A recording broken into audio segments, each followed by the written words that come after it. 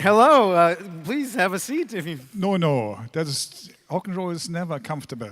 Okay. Let's sit on this We're stairs going to sit on the edge of the stage. Yeah, All yes, right. of course. You are the Let's the have rock some star. fun. Okay. Yeah. Fine. Well, welcome. First of all, you have some fans in the audience. Feel free to go ahead and yes, there Hello. they are. Thank you. Yes. Thank you very much. God. I'm very happy to be here. It's a great feeling. I got already a lot of information and I'm inspired by all these people who have something to say and give young people and people advices to make a better world. Wait, you think you have a great feeling? You know how fucking cool I feel right now? It's pretty cool. Just me and we're just hanging out. Yeah, so hit us with some questions on the app because maybe I'll pull that out in the middle. So I want to start you off reasonably normally, reasonably chronologically, but then I think you're going to go off on us because you've got some really compelling ideas. Let's just go from the beginning. Let's start with the boy Rudolf in, what is it, Lower Saxony? Lower Saxony, Rudy? Rudy, Elvis, Speedy, whatever, you know, you're changing from one day to the other or 1 year to the other. Sometimes you are this guy. You try to find yourself and then somehow you notice music is becomes a very important point in your life.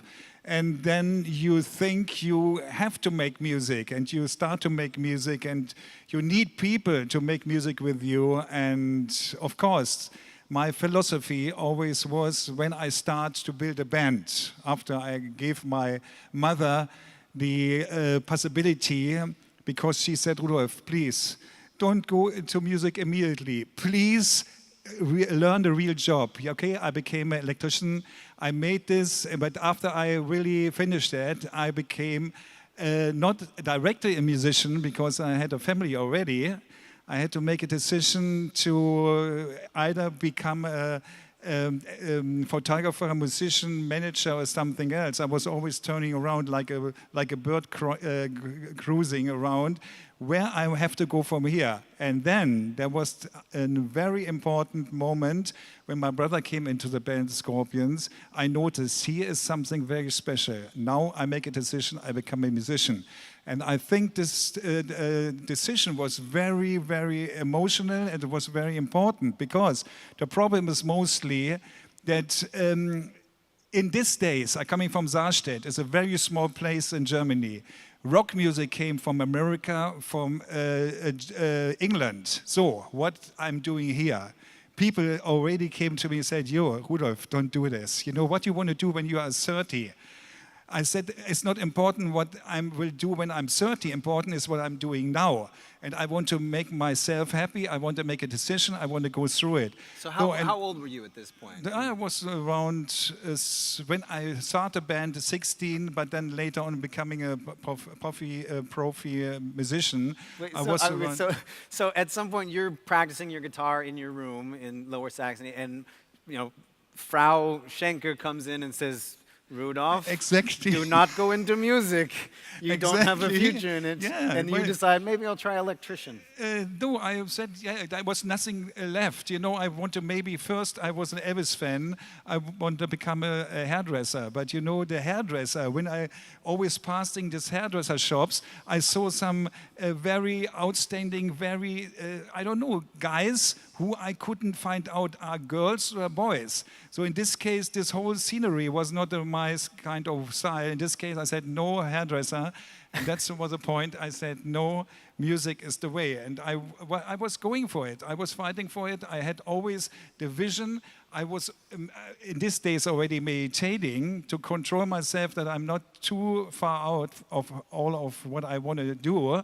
So, but the important point, if you build a band, you have to have the right people. My philosophy was always to have good musicians, but also people you can build a friendship. I think that was the secret, that we're still together, that I'm now 64, I'm still doing what I want to do, and I'm very happy to have fans around the world and have still friends in the band, and I think that's a very important point. And another thing was very important, another rule, it's don't follow the money. Because if you follow the money, if you make decisions for money. You say, okay, I have a family now, I have to feed my family and stuff. Now I follow the money road. You always will be the slave of the money. That will never end. So if you follow the way of, I want to keep myself happy, you always will find creative ideas to really make your dream come true. And I think that's a very important point. Will you also find money? Yeah. It's just kind of interesting because in your case, doing exactly that did lead you to what I imagine is pretty good money. You know, I imagine Yeah, so of course, but do you think that that's something that other people can duplicate? It's maybe don't follow the money, but follow the dream, and it could also lead to the success that you're. Yeah, of course. One thing is important. If you listen to yourself, there may be some crazy ideas coming out of this, and you're saying, no, I can't do this. That is not real. Because if young kids growing up, there's new vision, which every generation is a new vision. And the most people, young people, they're maybe not sure. I'm crazy, or is it maybe true? Maybe follow this crazy idea and try to find out, is it true or not? And I think that's a very important point, because if you follow, maybe you find something. All the big guys, like the Apple founder or the Bill Gates and all this time, if you follow their history, you always see that they in the beginning wasn't sure. I found maybe the whatever. They're always asking themselves, I'm right here or I'm wrong, and why did other people didn't do it? So in this case, I think especially young people, they have to find out with all their heart and with all the soul, is it right what I'm thinking, or is it only bullshit? So tell me this, and I would like to talk to you in a moment after maybe a couple questions about the idea of teamwork and leadership, because you are a very interesting businessman, and you're also a really cool dude. So I think what I'd like to talk about is, at what point did you realize that you had made it? You had followed your dreams. Was there a moment where you on stage in Rio de Janeiro, or what was it? You look over at your brother and you realize we're not poor anymore. Was there a moment with Scorpions where you said, I did the right thing, man, that was the right choice? I think that was the first Japan tour. I remember we arrived at Japan because we only played in Europe, and we had some good success, no question about this. And but what year would this be about? It was like 77, 78. So, and then we arrived in Japan, and there were around 1,000 of fans in front of the airport, and shouting and happy and stuff like this. And we driving with limousines. And before, we was driving in my car, the 350 SEL, and we were 5 guys. I was mostly driving. But the good thing about this kind of thing was that when we were driving, we was listening to music, and then also we were talking about what can we do different than other people doing, other bands doing. So in this case, everybody was involved. We were talking about you doing this, doing a drum riser which goes in the air and then steam comes out of it. Okay, let's do this. Or some other ideas which maybe in the end came out like no good idea. But everybody, the whole band was involved, and that makes teamwork very strong, because nobody can tell in the end, yeah, I told you in the beginning already that's not good. You have to spend the time. And that's what we did on long roads. But there in Japan, we were driven by the limousine, by the chauffeur, and then coming to the big press conference, and then playing in the Kosanenking Hall, having a lot of Japanese fans sold out. That was the first time I thought, yes, that's the right point. Because to go into America, to break America was not easy, because you had to spend a lot of money and convince the record company. Bob Summer, who was the chef of RCA in these days, that was a record company, when I told him, I said, I know that we will be very big in America. He said to me, yeah, but please sell records before. Yeah, exactly. So that's always the point, like in the old contracts, when we did the contract for the Scorpions' first album, Lonesome Crow. What I did is I put a clause into the contract which says, if the record company is not able to present us in France or in Spain after 3 months, then we have the right to do it. So in this case, they're forced to do it. And another clause was that when we play live in the countries, they have to release the record. In this case, we play there, and they had to release the gun. In this point, we forced the record company. Right, and you had such confidence in your ability Exactly, to attract the yes, fans. yeah. So he's saying you got to sell records, and you're like, get me on stage, I will sell your records. So, Exactly. But Japan is 1977. Your band is already a decade old at this point. Yeah, of course, Yeah, yes, so- but we so need it's a a little bit long time longer. to success. Yeah, we need a little bit longer from Germany. It was not so easy. But you know what? That's a good thing about that is that if you maybe have to fight harder in the beginning, then you are stronger when you're really making it. And that's a very important point too. Sometimes people are already selling a soul already too early, and then they somehow appear somewhere. But what we did, we were so convinced that we can make it, that we really were waiting, and that was the good old days. You had to play live on stage, and you have to convince the people in the hall, in the place where you played, and when the people are ready. And that was mouse to mouse in these days. Hey, you have to go to the Scorpions, they're great and stuff. So that was building up. Well, let's talk about this then. You've been here all day, and Yes. and I've seen you kind of be inspired and speaking to some of our speakers. Let's take you just as a business, okay? Because there is a business. It's a rotating team of 5, sometimes more guys. Sometimes it's family. Some come, some go, like we heard with Pep. It's an international company, and it has sold 100 million plus of its product. That company is Scorpions, right? So let's talk about that. That's a financial success. That is a business success. Is that the teamwork? Is that the key? The teamwork is the creative teamwork of the band. But you know, on the other hand, you need the right partner, as we say, management, which really fits your way of thinking and you feel comfortable with them. And that's a very important point. I know that in '79 we found the right management as Labor Crepes.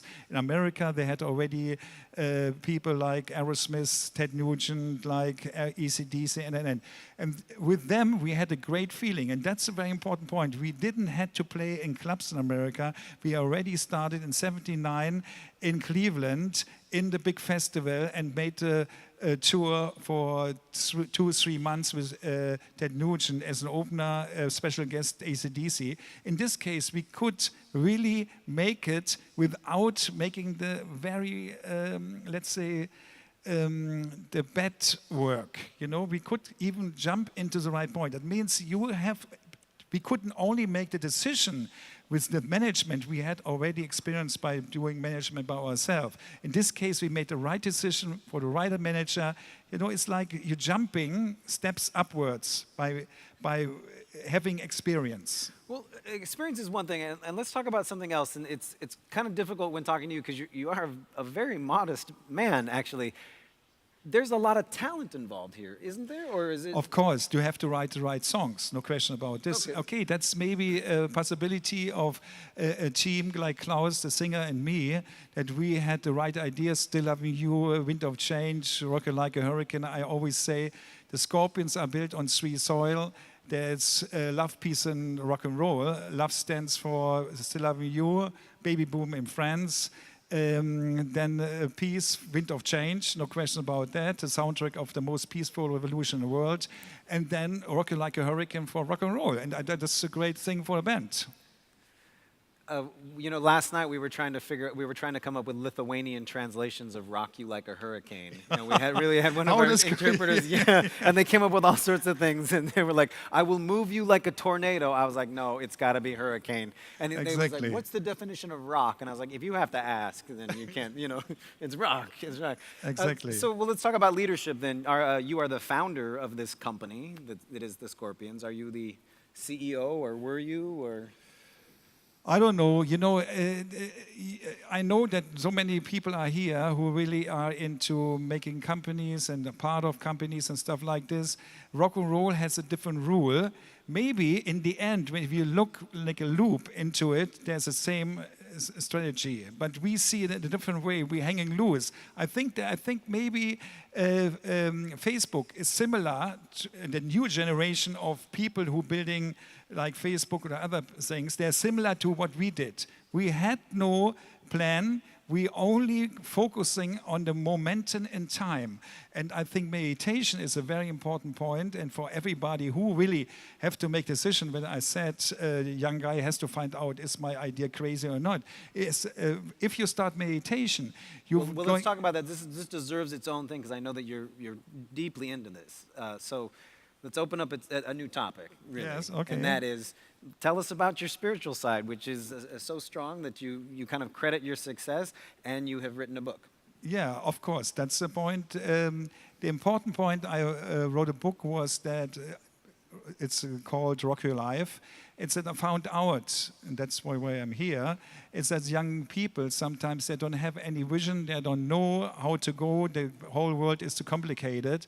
And in this book, I give examples what you have to do as a young person to believe and that you are finding the right way. I have examples in the book. I have also the point which I started to talking about, meditation. Meditation is a strong, of course, many people think, oh, meditation, there's something like, crazy in the head or something like this. No, meditation is exactly the point. You're finding yourself, and in the moment you find yourself, you're only correcting your way because the world is turning around. That means the world always changing. Do you see it in the weather situation now? You're seeing it in the political situation. Changing. That means you have to correct your way every day, and meditation helps you to correct your way and make the right decision for the moment. And that's the reason why meditation helped me a lot to really go out of the darkness into the light, as we said. So let's talk about the practice of meditation. If you could give one bit of advice to either young people or our audience or both, are you advocating meditation, this correction? And what can they do? Is it 5 minutes a day? Is it a book? 20 Is it a minutes, website? 20 minutes in the morning, 20 minutes in the evening. What would that look like? Literally, There's a mantra in there, and you have to say the mantra. The mantra brings you back into a different kind of, let's say, moment is between sleeping and wake. They're in between. And is it important to do this alone, or? Yeah, no, it's not important. You can do it with many people, but I always do it by myself because I'm very much in focus then. And you know what the interesting thing is? Sometimes I forgot things, and in the meditation I remember, oh, there is something you forgot. You have to think about this one. That's a very important point, because sometimes, especially in the days today, where you have phone, you have email, you have your job, you have this, and this. There are so many things with falling apart, and what that means is you becoming in the circle of craziness. You know, they're coming, oh, I told you to do this, you did this. And you say, oh, I forgot, sorry. That means meditation gives you the time, the momentum, that you start going deep in yourself, and by going deep, you finding the things you forgot and bringing them up again, and then you haven't forgotten them, and you be always in time, always on the spot. And I think that's a very important point. So that's also time management, as we say. Right. Yeah. We'll hear a little bit more about that tomorrow from another one of our speakers. Literally, the tools to get through your inbox, just that alone. So, what's the future of the band, this corporation, this company, this entity that's I mean, we did a 3 years farewell tour. Right, we said, okay, this is for us in the moment to say we did a very successful album called Sting in the Tail, where everybody said, unbelievable album. We had much success with that. And our manager came up with the idea, and from my point of view, because we always want to give not 100%, we want to give 150, 180. I said, how long? Klaus and me, we are 64. Klaus now are 65, and half a year older than me. And how long we can do that? So in this case, we were very happy. We said, okay, we do the farewell tour, the last world tour, the last studio album, and now we do only bits and pieces when we feel we want to do it, we're coming back here. Yes, not here to Kaunas, but we're coming to Vilnius on the 11th of November. I think we're coming with the orchestra this time to give you a great going through our music with a big orchestra. Yeah. I see that. So that sounds like a very nice way actually to ease out of a thing, and it's interesting because in the United States you would be half a year from qualifying for retirement age, literally. So will you retire? What separate from this? Separate from Scorpions, what is your future? No, so that's the reason why I'm here. I not want to retire, and my future. I'm still in the beginning where I came before I became a musician. I'm still on the same point. I'm turning around and looking what is the next situation I have to do. That's the reason That's the reason also I wrote the book, because I felt that out of that I can get a new side out of me. In this case, I can help people. In this case, I also can find out what is the next step for me, because the band Scorpions will never live, not forever in personal life, maybe in the mind of people. But in this case, yes, I'm searching, I'm still excited, and I'm still happy, and especially I'm still happy to be here. I have a lot of experience, and especially in Vilnius, because we played there lots of time, and I'm happy to still work, or not work, to enjoy life. Fantastic. Let's talk about Eastern Europe then. Do you have a special connection to Eastern Europe? It certainly has a special connection to Scorpions. Yeah, everybody knows. I mean, Wind of Change, of course, is the anthem of peace. It's the soundtrack of the most peaceful revolution on earth. And of course, we have a very close connection to the eastern part of the world, the Baltic states, of course, Russia, all the other places, Bulgaria, Romania. And we are very happy that we were one of the first bands to really go into the Eastern Bloc and bring the people into the family of rock. Yeah, very nice. Well, this is the people brought into the family of rock. I'm going to dig out my iPhone. I just assume that someone has been sending us some questions. You mind taking a couple questions from the audience of course. Here? Well, the first one is, and it's gotten more votes than anything, is please do Here I Am, ta-da-da-da, rock you like a hurricane. By the way, Danius, who won the pass, where are you, Danius? Got to meet Rudolf, which was fantastic. Danius is a little bit dazed that his life has changed so much. Let's see. Yeah, we've sort of talked about this, but let's do that. What are the main reasons that helped your band to stick together for so long? How can we apply that in business? Yeah, because of that's the same situation. Build your basic on friendship. If you go to a company and they offer you a lot of money, but you have a feeling the chemistry is not so good for you, you say, okay, I go to another company and maybe check out what I can get from there. You're getting maybe not as much money, but you have a great feeling what the people, the whole chemistry of the people. I would go for the less money because you can make more out of yourself by making a decision of the good chemistry around you instead of going and saying, oh, I have the great money. And in the end, you have to maybe split from the place because you can't work with the people. The chemistry is the most important point, makes your life easier, it gives you more possibility of growing. That's a very important point. If you have the wrong people around you, you can't grow. You have to have space to grow. And I think that's a very important point. The growth is interesting. This is just an interesting question. It's very blunt. Do you feel that you are a successful person? I think I'm a part of the successful band, yes. So modest. Seriously, it's quite cool. now, unfortunately, we're out of time, but I would like to ask a couple more. I would like a couple more questions, if you don't mind. No Well, problem, if we're no going to do that, problem. then our tech guys are going to come up and clear our set, which we didn't actually end up using. But actually, why don't we have someone shout out a question? Why not? We'll do it old school. I don't need to dig it out of my pocket. Go ahead if you have a question for Rudolf. Oh. One more time, nice and loud. We'll all be quiet.